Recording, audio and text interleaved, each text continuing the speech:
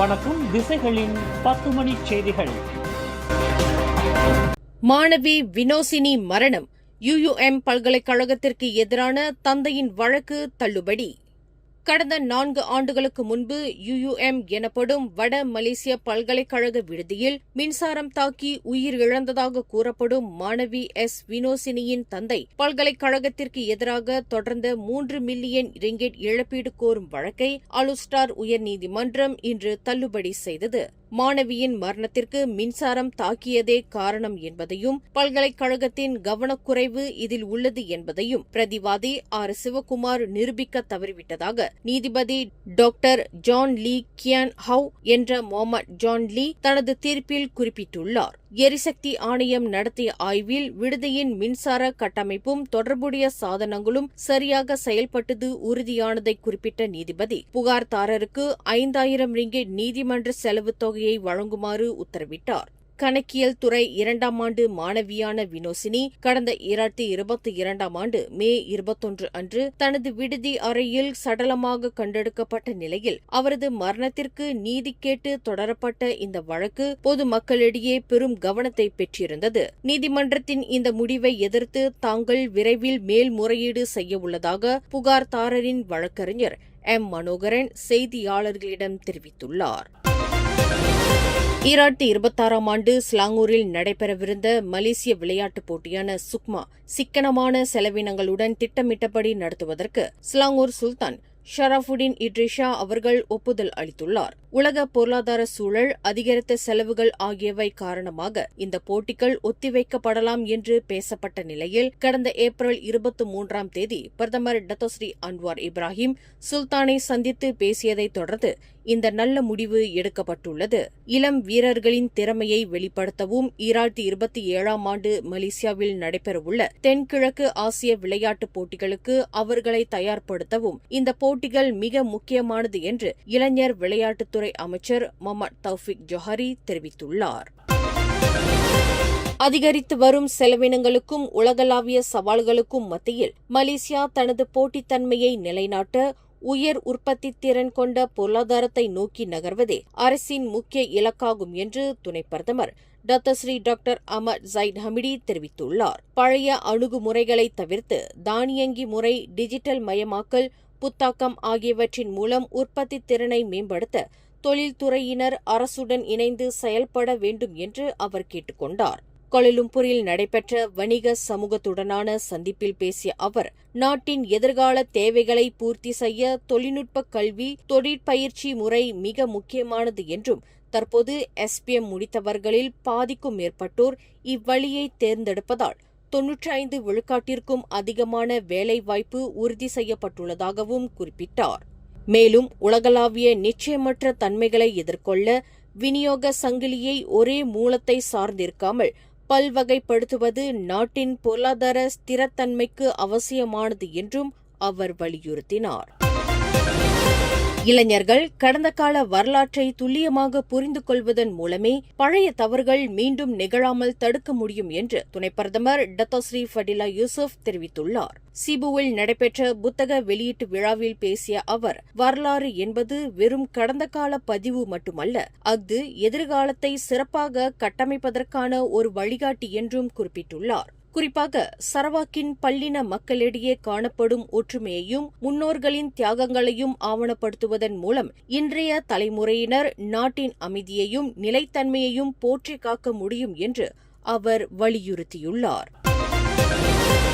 சபா, Sarawak, Labuan ஆகிய மாநிலங்களில் உள்ள SKDS எனப்படும் சரக்கு போக்குவரத்து நிறுவனங்களுக்கான இலக்கு நிர்ணயிக்கப்பட்ட டீசல் மானிய முறைமை விண்ணப்பங்கள் மே 4ஆம் தேதி முதல் தொடங்கும் என்று உள்நாட்டு வணிகம், வாழ்க்கை செலவின அமைச்சர் டத்தோ அர்மிசான் முகமது அலி தெரிவித்துள்ளார். இத்திட்டத்தின் கீழ் தகுதியுள்ள நிறுவனங்கள் லிட்டர் ஒன்றுக்கு 2 ரிங்கெட் 15 சென்ட் என்ற மானிய விலையில் டீசலை பெற்றுக் கொள்ளலாம் என்றும் இதற்கான விரிவான வழிகாட்டுதல்கள் மே 1ஆம் தேதி அறிவிக்கப்படும் என்றும் அவர் குறிப்பிட்டுள்ளார். போக்குவரத்து செலவுகளை கட்டுப்படுத்தி சந்தையில் பொருட்களின் விலை உயர்வதை தடுக்கும் நோக்கில் கொண்டுவரப்பட்டுள்ள இத்திட்டத்தை பயன்படுத்த சம்பந்தப்பட்ட நிறுவனங்கள் ஃபிளீட் கார்டு எனப்படும் எரிபொருள் அட்டையை பெற வேண்டும் என்று அறிவுறுத்தப்பட்டுள்ளது.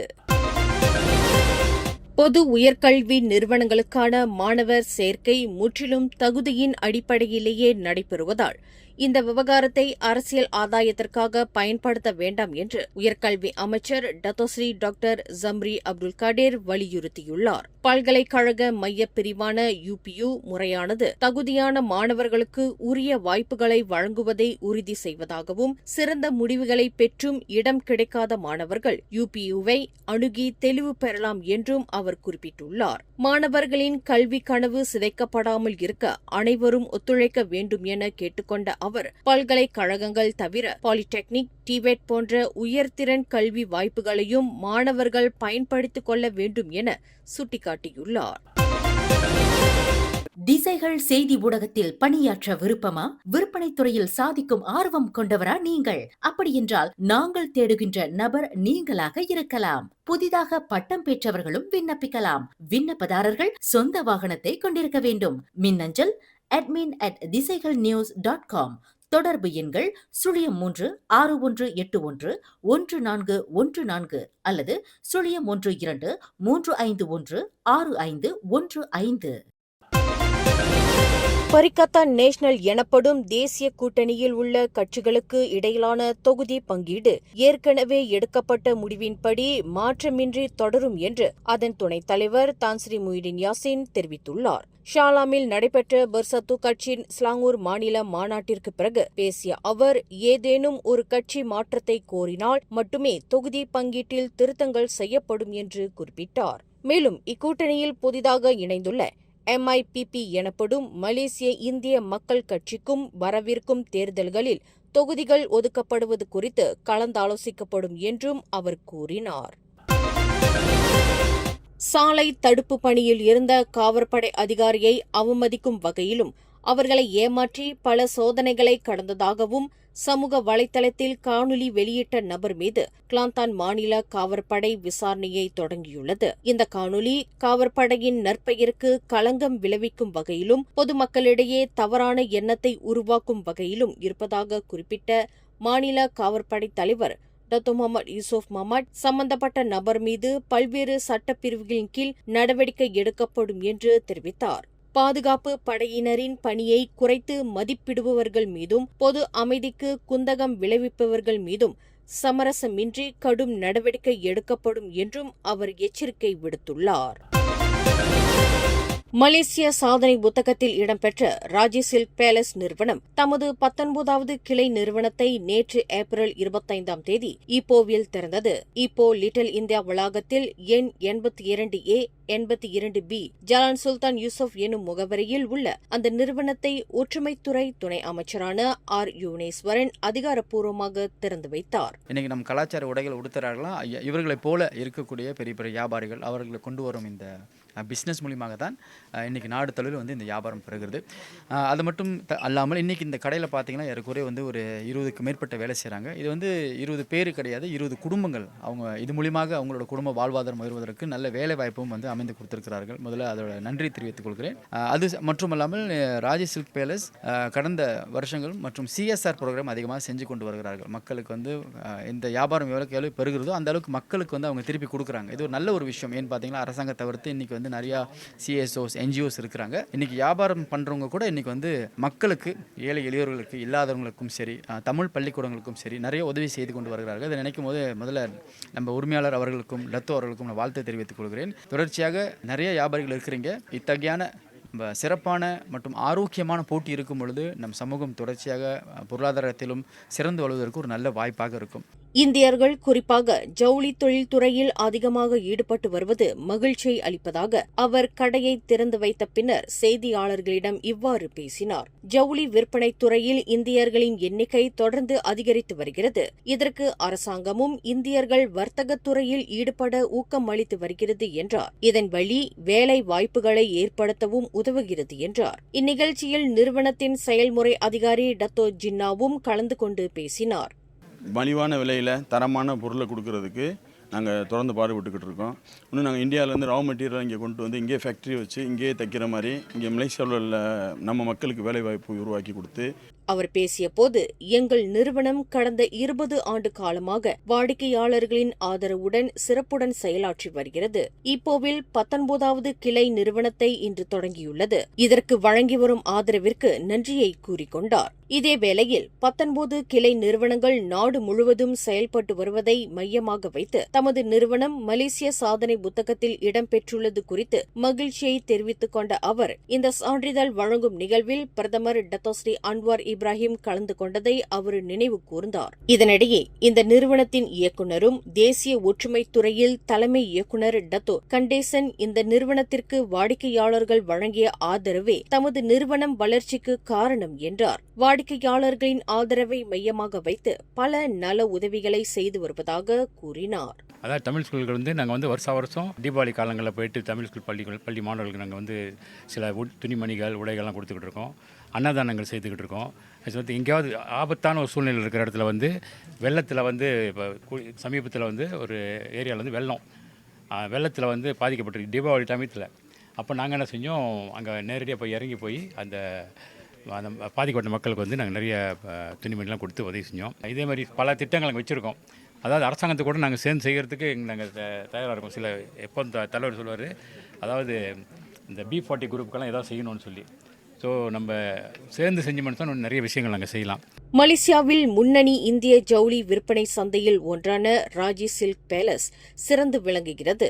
இதனுடன் திருமண சேலைகள், லெங்காக்கள், மணமகன் ஷர்வானி சேகரிப்புகளும் வாடிக்கையாளர்களிடையே பெரும் வரவேற்பை பெற்றுள்ளனர்.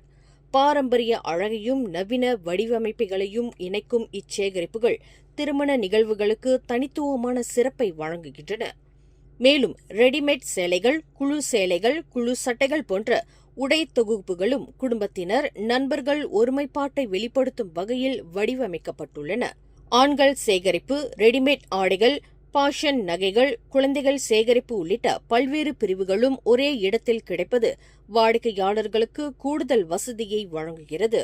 1997ஆம் ஆண்டு தொடங்கப்பட்ட ராஜி சில்க் பேலஸ் நாடு முழுவதும் 20 கிளைகளுடன் செயல்பட்டு வருவதுடன் உயர்தர பட்டு சேலைகளுக்கும் விழாக்கால ஆடைகளுக்கும் பிரபலமாக திகழ்கிறது. பாரம்பரியத்தையும் நவீனத்தையும் இணைக்கும் அதன் தனித்துவமான அணுகுமுறை வாடிக்கையாளர்களுக்கு சிறந்த ஷாப்பிங் அனுபவத்தை வழங்கி வருகிறது. திருமணத்திற்கான முழுமையான ஆடைகளையும் நகை தேவைகளையும் ஒரே இடத்தில் பூர்த்தி செய்யும் திறனுடன் ராஜி சில்க் பேலஸ் தொடர்ந்து வாடிக்கையாளர்களின் நம்பிக்கையை பெற்று வருகிறது. நகரி சம்பிலான் லக்காஸ் நெடுஞ்சாலையில் சூப்பர்மேன் பாணியில் ஆபத்தான முறையில் மோட்டார் சைக்கிள் ஓட்டிய 18 வயதும் 21 வயதும் கொண்ட 2 இளைஞர்களை காவல்துறையினர் கைது செய்துள்ளனர். இன்று அதிகாலை 12 மணி முதல் 4:30 மணி வரை நடத்தப்பட்ட சாலை காலித்தன எதிர்ப்பு நடவடிக்கையில் ஓட்டுநர் உரிமம் இல்லாமை, சட்டத்திற்கு புறம்பாக மாற்றங்கள் போன்ற பல்வேறு குற்றங்களுக்காக 50 அபராதங்கள் விதிக்கப்பட்டதோடு 5 மோட்டார் சைக்கிள்களும் பறிமுதல் செய்யப்பட்டதாக சிரம்பான் மாவட்ட காவற்படை தலைவர் அசிஸ்டன்ட் கமிஷனர் அசஹார் அப்துல் ரஹீம் தெரிவித்தார். பிடிப்பட்ட 2 இளைஞர்களும் 2 நாட்கள் தடுப்பு காவலில் வைக்கப்பட்டுள்ள நிலையில் சாலை போக்குவரத்து சட்டம் 1987 கீழ் அவர்கள் மீது விசாரணை நடத்தப்பட்டு வருகிறது. கிளாந்தான் வக்காஃப் பஹரு பகுதியில் உள்ள சமய பள்ளி ஒன்றில் 17 வயது மாணவர் ஒருவர் சுமார் 5.5 மீட்டர் ஆழமுள்ள கிணற்றில் தவறி விழுந்ததில் தலையில் காயமடைந்தார். இன்று காலை தேர்வுக்காக காத்திருந்தபோது கிணற்றில் மெல்லிய சிமெண்ட் மூடியின் மீது அமர்ந்ததால் அஃது உடைந்து மாணவர் உள்ளே விழுந்துள்ளார் என வக்காஃப் பஹரு தீயணைப்பு மீட்பு படையின் செயல்பாட்டு கமாண்டர் அஸ்மி சுலைமான் தெரிவித்தார். தகவல் அறிந்து விரைந்து வந்த மீட்பு படையினர் சுமார் 40 நிமிட போராட்டத்திற்கு பிறகு அவரை பத்திரமாக மீட்டு சிகிச்சைக்காக ராஜா பெரும்புவான் ஜைனப் 2 மருத்துவமனைக்கு அனுப்பி வைத்தனர். தாவோ கலபக்கான் பகுதியில் உள்ள ஒரு தோட்டத்து வீட்டில் போதைப்பொருள் போதையில் தனது மனைவியையும் 3 பிள்ளைகளையும் 7 மணி நேரம் சிறை வைத்து கொலை மிரட்டல் விடுத்த 39 வயது நபர் ஒருவரை காவற்படையினர் கைது செய்தனர். சினத்துடன் நடந்து கொண்ட அந்த நபர் தன்னை கட்டுப்படுத்த முயன்றவர்கள் மீது அரிவாளை வீசியதோடு வீட்டிற்குள் நுழைபவர்களை கொன்று விடுவதாகவும் மிரட்டியதால் காவற்படையினர் சுமார் 7 மணி நேரம் பேச்சுவார்த்தை நடத்தி பின்னர் அதிரடியாக வீட்டிற்குள் நுழைந்தனர் என தாவாவ் காவற்படை தலைவர் உதவி ஆணையர் ஜஸ்மின் உசேன் தெரிவித்தார். தாக்குதல் நடத்த முயன்ற அந்த நபரை முடக்க காவற்படை டேசர் துப்பாக்கியை பயன்படுத்த வேண்டியிருந்தது. அவரிடமிருந்து கத்தி, அரிவாள் உள்ளிட்ட ஆபத்தான ஆயுதங்கள் பறிமுதல் செய்யப்பட்டதுடன் தற்போது அவர் மீது பல்வேறு சட்டப்பிரிவுகளின் கீழ் விசாரணை நடத்தப்பட்டு வருகிறது. ஈப்போவில் காவற்படை அதிகாரி ஒருவர் ஒரு நபரிடமிருந்து பணம் பெறுவது போன்ற 47 வினாடிகள் கொண்ட காணொளி சமூக வலைதளங்களில் பரவியதை அடுத்து ஈப்போ மாவட்ட காவற்படை அது குறித்து துறை நிலையிலான விசாரணையை தொடங்கியுள்ளது. அந்த காணொளியில் காணப்படும் PK56 என்ற அடையாள குறியீட்டை கொண்ட ரோந்து வாகனம் பேரா மாநில காவல்துறைக்கு சொந்தமானது என்பது உறுதி செய்யப்பட்டுள்ள நிலையில் தற்போது சம்பந்தப்பட்ட அதிகாரிகளின் அடையாளம், சம்பவம் நடந்த இடம் குறித்து தீவிர விசாரணை நடைபெற்று வருகிறது என ஈப்போ காவற்படை தலைவர் உதவி ஆணையர் முகமது நஜீப் அம்சா தெரிவித்தார். காவற்படையின் நேர்மைத்தன்மையை பாதிக்கும் இத்தகைய செயல்களை தீவிரமாக எடுத்துக்கொள்வதாகவும் தவறு செய்தவர்கள் யாராக இருந்தாலும் அவர்கள் மீது சமரசமின்றி கடும் நடவடிக்கை எடுக்கப்படும் என்றும் முகமது நஜீப் அம்சா தெரிவித்துள்ளார். மேலும் செய்திகளை தெரிந்து கொள்ள கீழே இருக்கும் பெல் பட்டனை அழுத்துங்கள். உங்கள் மகிழ்ச்சியை வெளிப்படுத்த லைக் மற்றும் ஷேர் செய்யுங்கள். தொடர்ந்து திசைகளோடு இணைந்திருக்க சப்ஸ்கிரைப் செய்யுங்கள்.